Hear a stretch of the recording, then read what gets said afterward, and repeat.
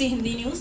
आपसे जानना चाहूँगी, इस मूवी की जो स्टोरी है बिल्कुल ही डिफरेंट है। आपने हमेशा रोमांटिक कॉमेडी मूवीज़ की है, बट ये जो मूवी की स्टोरी है लोगों को एक सीख दे रही है। तो आपके लिए कितना चैलेंजिंग रहा इस मूवी को करना, और किस टाइप की आपको डिफिकल्टीज आई इस मूवी को करने के लिए? यार एक्चुअली जब राइटर ने स्क्रिप्ट अच्छी लिखी हो और जब मेकर्स, डायरेक्टर, प्रोड्यूसर ने सब अपना काम सही से किया हो ना, तो एक्टर के लिए वही फिल्म बहुत आसान हो जाती है करना, क्योंकि उन्होंने ऑलरेडी हमें एक ढांचा दिया हुआ है जिसके अंदर हमें बस ढलना होता है।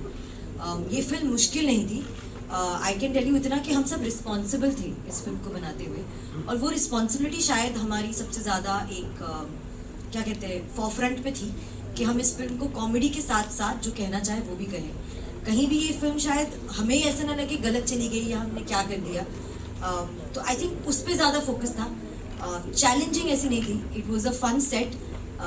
हालांकि कॉमेडी करना मुश्किल होता है, but I had Raj sir, so I used to go to him for everything. मैंने कहा राज सर ये बता दो ये क्या है, ये कैसे है, and he would make it easy यार। तो एक्चुअली मेरे लिए इस फिल्म पे काम करना उस वजह से बहुत आसान था। Hi, this is Neha from E time. मैं खड़ी हो जाऊंगी तो पीछे वो कैमरा में आ जाएगा ना, तो नहीं। मैं खड़ी बैठी बराबर ही लगती हूँ।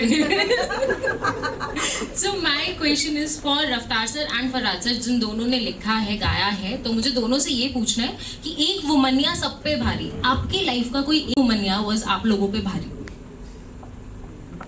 मेरी माँ ने तो मेरे को पढ़ा लिखा के इस लायक बनाया है, वही सब पे भारी थी। बिल्कुल same year.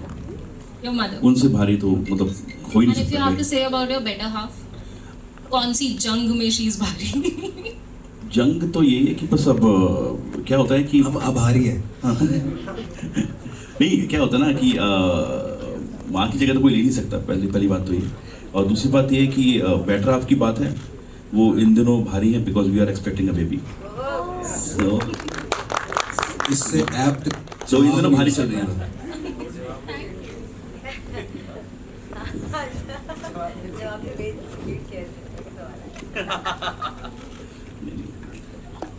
Hi, Prerna from Mayapuri magazine. मेरा सवाल नुसरत सबसे पहले आपसे है। आपने कहा कि जहाँ पर भी आप जाते हैं, अभी तक जो भी इंटरव्यूज आपने दिए, लोग पूछते हैं कि अरे इतने बोल्ड सब्जेक्ट पर आप मूवी बना रही हैं, आप एक्ट कर रही हैं इसमें। मेरा सवाल थोड़ा सा डिफरेंट है।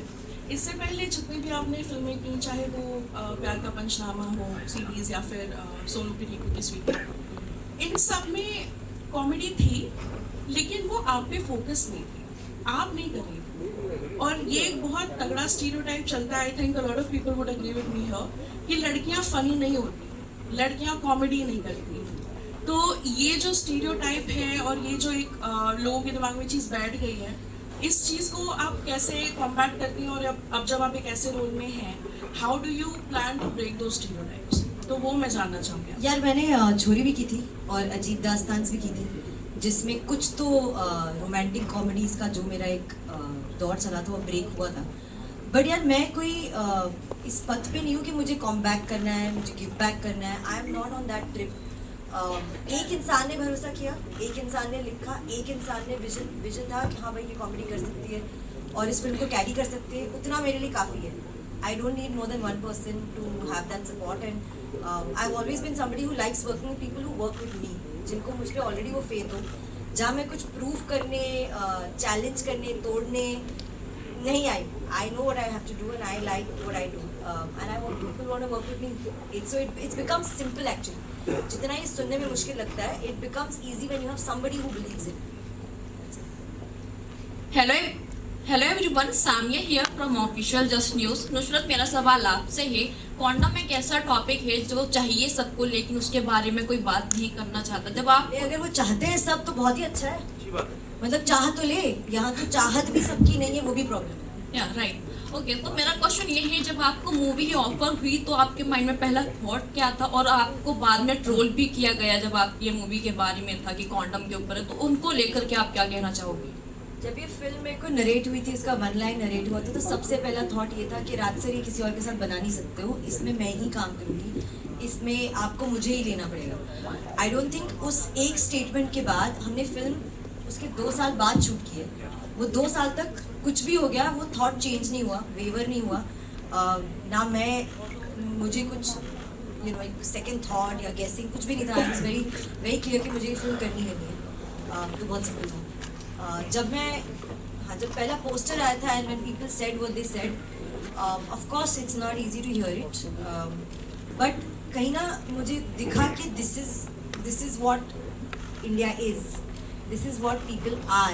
There is a section of India जहाँ ये सोच अभी भी उतनी ही भारी पड़ सकती है वुमनिया पे. तो आई थिंक हमें और ज़्यादा भारी पड़ना पड़ेगा. हमें वो लाइन बहुत करेक्ट है यार, आप उंगली उठाओ मैं आवाज़ उठाती हूँ. मैं इसका जवाब इतने में ही दे सकती हूँ. I don't believe in saying too much, I just believe in doing it. तो मैं कर रही हूँ, आप लिखते रहो, मैं करती रहूँगी. हेलो मैम, मैं पद्मिनी आज न्यूज लाइव से. आपसे मेरा सवाल ये है कि आपको ऐसा क्यों लगा कि ये मूवी मुझे करनी चाहिए? कोई ऐसी मतलब आपकी सोच क्योंकि में है? यार जब एक शहर में, बॉम्बे जैसे शहर में, छोटे शहर भूल जाओ, जहाँ एक लड़की केमिस्ट के पास जाके कॉन्डम एक नॉर्मल तरीके से खरीद नहीं पाती, तो बेचेगी कहाँ से? और अगर एक लड़की एक छोटे शहर से चंदेरी के किसी भी गली में वो नहीं जा सकती है और वो नहीं बोल सकती है, और बेचना तो बहुत ही दूर की बात है. वो तो बिल्कुल, वो तो सही बात है मैम. बिल्कुल, अभी तो चेंजेस हो गई है ना, अभी जनरेशन तो चेंज हो गया, तो पता चल ही गया है कि हाँ, पता सबको है यार, बट फिर भी शर्म सबको आती है. आई वुड होप कि जो जनरेशन बदली है वो शर्म हया थोड़ा छोड़ दे और जाके थोड़ा अपने लिए जो करेक्ट है और जो राइट है उसका मांग कर ले. I hope so. हेलो रफ्तार सर. रफ्तार तो ये लगा मुझे. रफ्तार रफ्तार सर, मेरा सवाल ये है कि इतना सीरियस टॉपिक है, जनसंख्या विस्फोट जो है बम विस्फोट से भी खतरनाक होती जा रही है. आने वाली पीढ़ियों को संसाधनों की भी कमी होने वाली है. तो ये मूवी जो है समाज पर कितना असर पड़ेगा, इससे कितने लोग जागरूक होंगे? क्योंकि सरकार भी इस पर काम करती है, लेकिन कहीं ना कहीं जो है धार्मिक एंगल को लेकर के जनसंख्या पर कानून नहीं बन पाता. तो आपको क्या लगता है कि इस मूवी के जरिए समाज जागरूक होगा? थोड़ी सी सांस ले ले भाई, कोई प्रॉब्लम नहीं है, जल्दी में नहीं है, बिल्कुल आराम से ले लो. क्या जल्दी है तुमको? ट्रेन है तुम्हारी? ये मेरा फेवरेट टॉपिक है कॉलेज से लेके. फेवरेट टॉपिक तो है, टॉपिक तो फेवरेट है, लेकिन ये इस कौन ऑन करके छोड़ के गया तुमको? इतना मतलब सांस ही नहीं ले रहे हो बीच में. नहीं नहीं, थैंक यू. हाँ, रफ्तार साहब देंगे. रफ्तार साहब, भाई मैं उम्मीद करता हूँ कि कुछ काम करें, क्योंकि उसी में थोड़ा हाथ जुटाने के लिए इनकी मेहनत में मैं आ गया. क्योंकि सच्ची में धक्का तो वो लगा रहे हैं, मैं तो बस थोड़ा सा हाथ देने आया हूँ. जो आपने गाना गाया सर, उसके शब्दों का तो अलग ही प्रयोग किया. उच्चारण मेरा बढ़िया था, लेख तो इन्हीं का था. मैं लिखा. रफ्तार भाई ने गाया है, नक्काश अजीज ने गाया है, लिख के भी आया है. और कोई आपका थोड़ा धीरा सवाल कुछ ऐसा आपको? Thank you. I say I definitely hope that apart from being serious topic, it brings some humor to the subject also. Thank you, sir. Thank you for your answer. Hello sir, this is Himanshu from Himanshu news club. Sir सबसे पहले तो रफ्तार आपको बहुत miss करती है दिल्ली और यहाँ की मीडिया. बहुत कम आपका आना होता है यहाँ पे. घर तो मेरा यही है दोस्त. मैं तो काम से इनके शहर गया हूँ. तो मेरा सवाल जो है विनोद सर और रफ्तार दोनों आपसे, क्योंकि आप म्यूजिक इंडस्ट्री से बिलोंग करते हैं और इस वीक हमने दो लीजेंड्स को जो है खो दिया है. फर्स्ट सिद्धू मूसेवाला और दूसरे के को. तो क्या पूछेंगे ये नहीं, लेकिन क्या मेमोरीज आपकी उनके रही है, अगर आप शेयर करना चाहें? और सर आप तो मतलब तीसरी से काफ़ी जुड़े हैं के सर, और क्या मेमोरीज अगर आपको शेयर करना चाहें सिद्धू और के? To be honest, it's a very big and a very sad loss.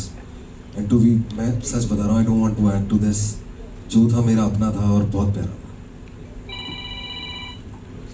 It's very sad that these are highly talented and very good soul.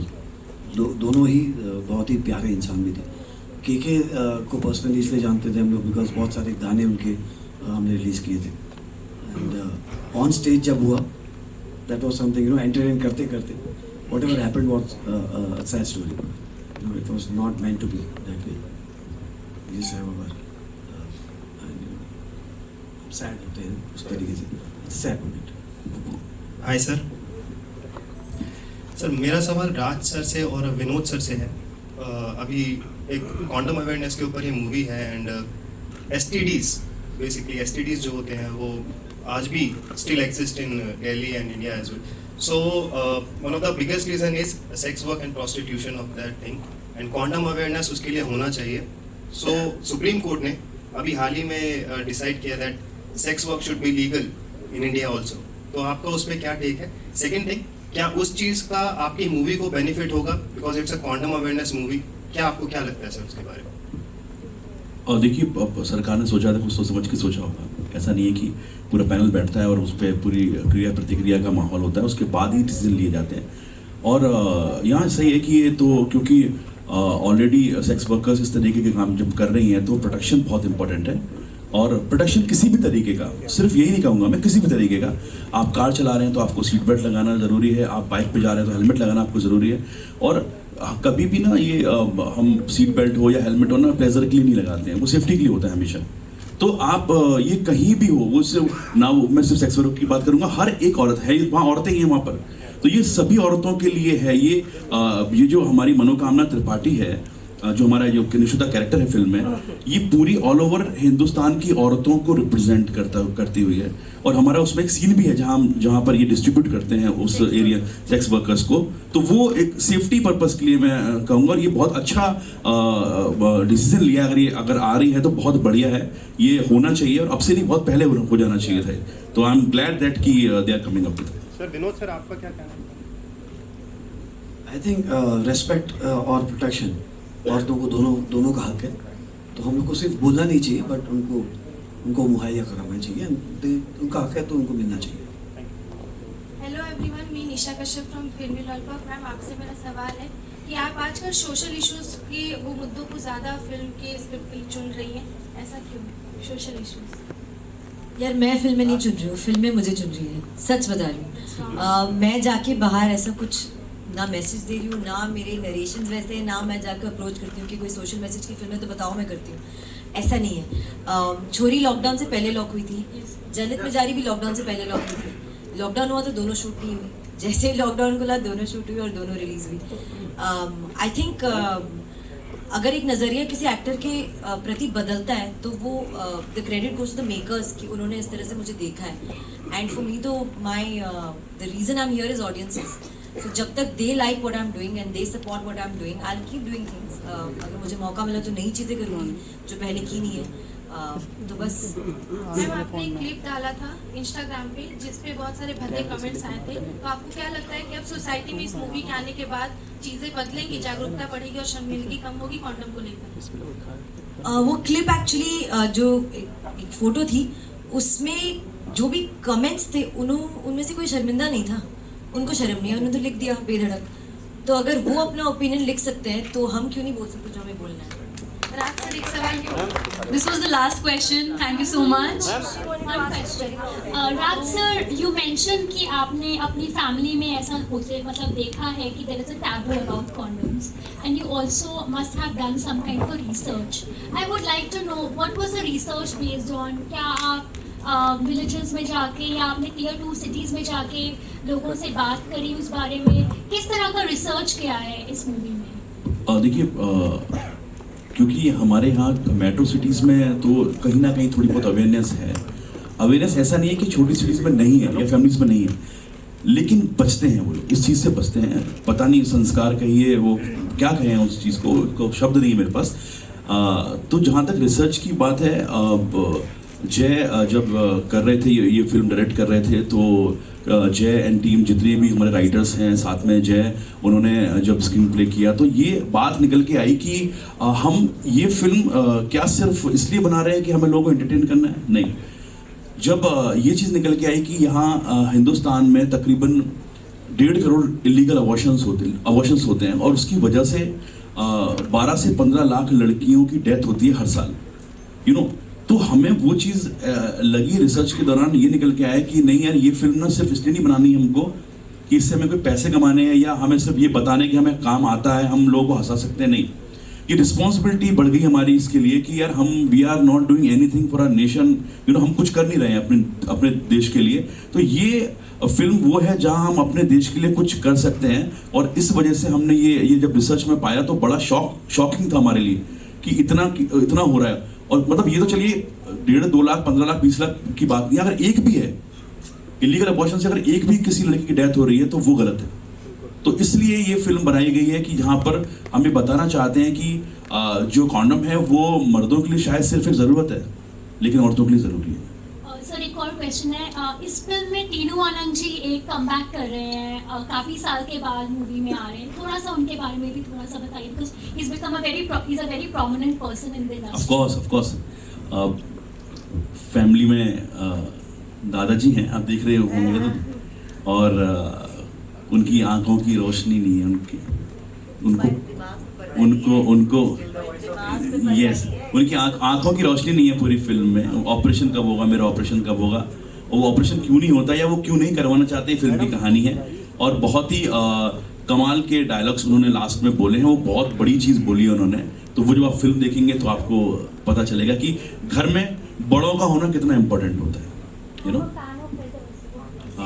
Same है he is so sweet and very वो last question था guys. Hi, this is Ushka from Hindustan Darpan. Ma'am, मेरा question आपसे है, जनहित में जारी ये मूवी देखकर यूथ तो इनकरेज हो जाएगा, लेकिन एक कॉलेज बॉय जब ये मूवी देखने के बाद अपने बैग में कॉन्डम रखेगा, वो रोज घर पे पिट रहा होगा, तो पेरेंट्स को कैसे समझाएं? यार मैं अपना एग्जाम्पल देती हूँ। मेरे पेरेंट्स ने घर पे ये कॉन्वर्सेशन की थी मुझसे जब स्कूल में सेक्स एजुकेशन का चैप्टर पढ़ाया गया था। एंड मतलब मैं तो ये एक्चुअली सबको बोलना चाहूँगी कि माँ बाप से बेटर सीख आपको कोई दे नहीं सकता। तो अगर वो पीटेंगे तो आप गलत ही सीखोगे, बाहर जाके किसी और की ओपिनियन सुनोगे, उसको फॉलो करोगे। इससे बेटर अगर घर पे वही लाफे की जगह आप थोड़ा प्यार से उसे समझाएं कि ये ऐसे होता है और ये ऐसे नहीं होता है, वेदर इट्स अ बॉय और अ गर्ल। आई थिंक वो सीखेगा बेटर, वो जानेगा बेटर, और वो खुद अपनी सही गलत की परख खुद से कर सकता है। उसकी शुरुआत घर से होनी चाहिए। तो I don't think parents should beat them up, I think they should teach them the right way. Raftaar, thank you so much, thank you sir, thank you guys and thank. अगर इसके बाद आपको कोई कॉन्डम ब्रांड एंडोर्स करना हो, उसके लिए गाना देना हो, तो क्या लाइन्स आपकी होंगी जिससे पेरेंट्स भी इंस्पायर रहें? आप ऑन द स्पॉट बहुत अच्छे लगाते हैं। भरोसा रहेगा छतरी पे तो जीवन रहेगी पटरी पे।